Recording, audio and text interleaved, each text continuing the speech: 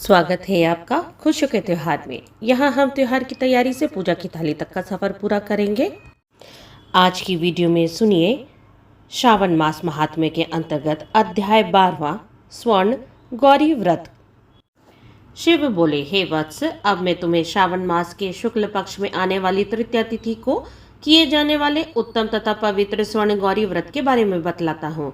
उस दिन व्रती को सुबह जल्दी उठकर नित्य कर्म व स्नान से निवृत्त होकर संकल्प करना चाहिए। तब 16 उपचारों से शिव और पार्वती का पूजन करना चाहिए। साथ ही इस प्रकार प्रार्थना भी करें, हे जगतपति, हे सुरपति, हे जगदीश्वर, मेरी अर्चना आप स्वीकार करें। भवानी महादेवी के 16 बायना पति पत्नियों को मैं दान में देता हूँ। पहले चावल का आटा बनाएं।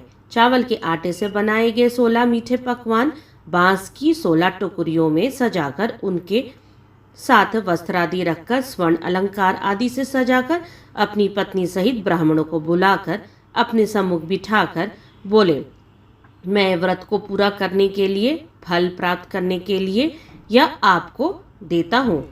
वस्त्र आभूषण अलंकार आदि से परिपूर्ण पतिव्रत धर्म सहित शाभन सुवासिनी इसे ग्रहण करें। इस प्रकार 1 वर्ष, 4 वर्ष, 8 वर्ष और 16 वर्ष तक व्रत करें। तत्पश्चात पूजा पूरी करने के बाद ही उद्यापन करें। कथा सुनने के बाद महर्षि व्यास की पूजा करें।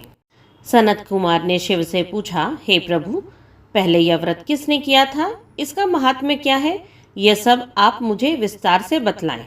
शिव बोले, हे वत्स, यह स्वर्ण गौरी व्रत पृथ्वी के समस्त प्राणियों को धन धान्य से परिपूर्ण कर अतुल धन संपदा का स्वामी बना देता है। पुरातन काल में सरस्वती के तट पर बसी सुविला नगरी में चंद्रप्रभा नरेश का शासन था। वह अतुल धन संपदा का स्वामी और अति बलशाली था। उसकी 2 अति रूपवान रानियां थीं। उनके नाम महादेवी तथा विशाला थे। बड़ी रानी महादेवी को नरेश अधिक चाहते थे।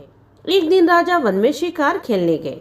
वहां पर अनेक प्रकार के पशुओं का शिकार करते हुए काफी समय व्यतीत हो गया तो वे भूख प्यास से व्याकुल हो इधर उधर घूमने लगे। काफी दूर निकल जाने पर उन्हें एक तालाब दिखाई पड़ा। तालाब चारों ओर से मनोरम था। वहां राजा ने देखा कि देवलोक की अप्सराएं स्वर्ण गौरी की पूजा में लीन थी। उनको राजा ने कहा, हे देवियों, आप यहाँ किस प्रयोजन हेतु यह पूजन कर रही हैं? इस पर उन्होंने उत्तर दिया, हे नरेश, हम सब स्वर्ण गौरी की पूजा कर रही हैं। इस व्रत के फलस्वरूप प्राणियों को प्रत्येक प्रकार की धन संपदा मिलती है। इसलिए हे नरेश, आपको भी इस अपनी प्रजा की भलाई अथवा धन प्राप्ति के लिए यह व्रत अवश्य करना चाहिए।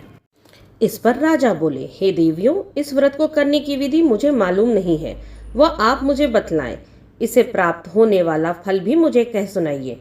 अप्सराएं बोली, हे नरेश, श्रावण मास में शुक्ल पक्ष में आने वाली तृतीया तिथि को यह व्रत किया जाता है। इसमें शिव पार्वती का श्रद्धा और भक्ति से पूजन किया जाता है। इसके लिए पुरुष वर्ग अपने दाएं हाथ में 16 तार का डोरा और स्त्री वर्ग भी 16 तार का डोरा गले या बाएं हाथ में बांधते हैं। इस व्रत की बस यही विधि है। चंद्रप्रभा नरेश ने भी 16 तार का डोरा अपने दाएं हाथ में बांधकर प्रभु से प्रार्थना की, हे जन दुख निवारक महाप्रभु, मैं आपके व्रत के लिए यह डोरा अपने हाथ में बांधता हूँ। आपका दयापूर्ण हस्त मुझ पर रहे। तब राजा इस व्रत को समाप्त कर राजधानी आ गए, परंतु राजा के हाथ में डोरा देखकर रानी अति क्रोधित हो उठी। उसने राजा के हाथ से डोरा बलपूर्वक तोड़कर बाहर दूर एक वृक्ष पर डाल दिया। राजा ने उसे ऐसा करने से बहुत मना किया, परंतु रानी ने राजा की बात नहीं मानी। उस डोरे के स्पर्श से वह सूखा पेड़ अल्पकाल में ही हरा भरा हो गया। छोटी रानी इससे बहुत प्रभावित हुई। उसने पेड़ पर से वह डोरा उतारकर अपने हाथ में बांध लिया। उस डोरे के प्रभाव से छोटी रानी का रूप लावण्य अधिक निखर गया, तो अब वह राजा को प्रिय लगने लगी। बड़ी रानी ने व्रत के डोरे का अपमान किया था। फलतः राजा ने उसका परित्याग कर दिया और वह दुखी हो वन में चली गई। वहां जाकर उसने पार्वती का ध्यान किया। वह वहां पर मुनियों के आश्रम के पास कुटिया बनाकर रहने लगी। मुनि उसे देखकर अति कुपित हुए और उसे वहां से भगा दिया। तब वह दुखी हो उस वन में दूसरी जगह जा बैठी। उसे वहां पर बैठे देखकर पार्वती का हृदय द्रवित हो गया। उसने रानी को दर्शन दिए।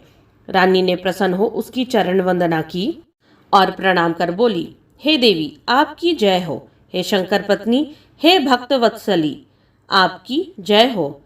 आपको बारंबार प्रणाम है। हे मंगले, आप वंदनीय हैं। इस प्रकार देवी ने भी पार्वती से वर प्राप्त कर स्वर्ण गौरी का व्रत किया।